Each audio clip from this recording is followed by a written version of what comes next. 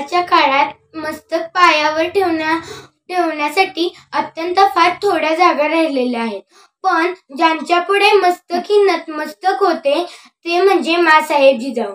33 कोटी देवांचे कोट्यावधी मंदिरे असतील, पण त्याच्यात भक्तिभाव फार थोडा होत आहे. परंतु माझ्या राजाचे मंदिर नाही, पण कोट्यावधी माणसं माझ्या राजाची भक्ती करतात. ये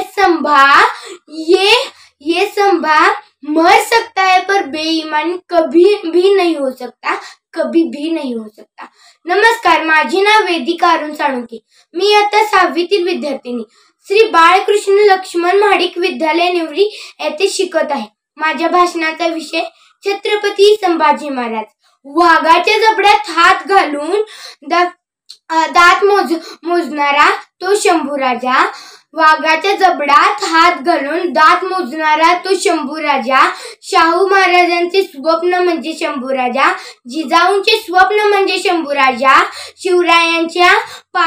शिवरायांची तळपती तलवार म्हणजे शंभूराजा. मराठ्यांचे उसळणारे रक्त म्हणजे शंभूराजा. उसळणारे रक्त म्हणजे शंभूराजा. मित्रांनो, छत्रपती संभाजी महाराज यांचा जन्म 14 मे 1657 रोजी पुरंदरात झाला. तेव्हा तोफांचा कडकडाट झाला. सह्याद्रीची मान उंच होऊन दिल्लीकडे पाहू लागली. सह्याद्रीच्या कानाकोपऱ्यातून माझा राजा जन्मला, माझा राजा जन्मला असा आवाज येऊ लागला. भगवा झेंडा अभिमानाने फडकू लागला. छत्रपती शिवाजी महाराजांच्या मृत्यूनंतर त्यांचे धाकटे पुत्र छत्रपती संभाजी महाराज यांना गादीवर बसवण्याचा मान मिळाला. पण औरंगजेबाने ठरवले की पहिल्यांदा ह्याच संभाजीला मारायचे, मावळ्यांना मारायचे आणि हे स्वराज्य आपल्या ताब्यात घ्यायचे. 1682 मध्ये संभाजी महाराजांच्या नेतृत्वाखाली औरंगजेबाविरुद्ध मावळ्यांनी 6 वर्षे लढा दिला.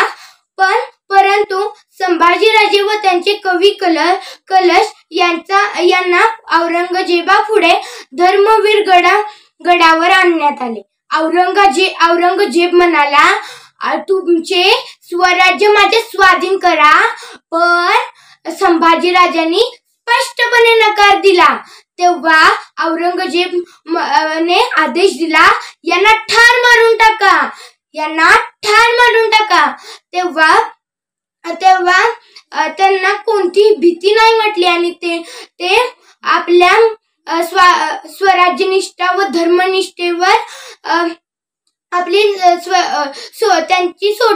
त्यांची स्वराज्यनिष्ठा व धर्मनिष्ठा सोडली नाही. ते म्हणाले, औरंगजेबा तुझा बाप जरी आला असता तरी मी हे स्वराज्य तुझ्या स्वाधीन केलेच नसते व तू जिंकलेच नसते, कारण तू स्वराज्य जिंकण्यासाठी लढाई करत होतास, पण माझे मर्द मावळे स्वराज्याचे रक्षण करण्यासाठी लढाई करत होते.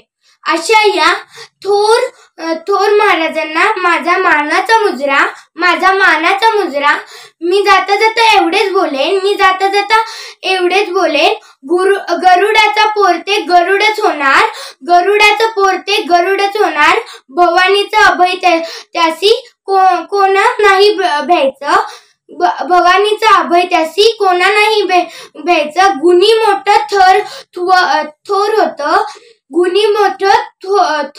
थोर होतं लेकरू सईबाईचं.